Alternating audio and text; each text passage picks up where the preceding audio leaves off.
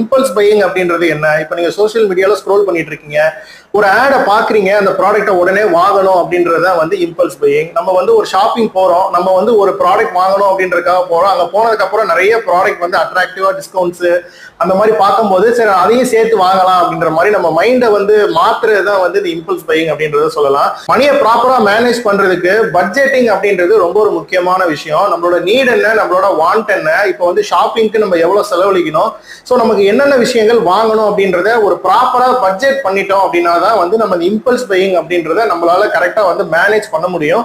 நீங்க ஏதாவது ஒரு ஆடு பாக்குறீங்க அப்படின்னா அந்த இம்பல்ஸ் பையிங் அப்படின்றத நம்ம எப்படி கண்ட்ரோல் பண்ணலாம் அப்படின்னா அதை வந்து நீங்க கார்ட்ல வந்து நீங்க ஆட் பண்ணிக்கங்க. இமீடியட்டா பை பண்ணாம கார்ட்ல ஆட் பண்ணிட்டு ஒரு நாள் கழிச்சோ 2 நாள் கழிச்சோ உங்களுக்கு அதே மாதிரி இந்த ப்ராடக்ட் நமக்கு ரொம்ப நீட் ஆயிருக்கு அப்படின்ற மாதிரியான அதே சேம் ஃபீலிங் இருக்கு அப்படின்னா நம்ம அதை பர்ச்சேஸ் பண்ணலாம். இல்ல வெளியில போய் ஒரு ஷாப்பிங் போறோம் அப்படின்னா நம்ம வந்து ஒரு பட்ஜெட் பண்ணிட்டு ஒரு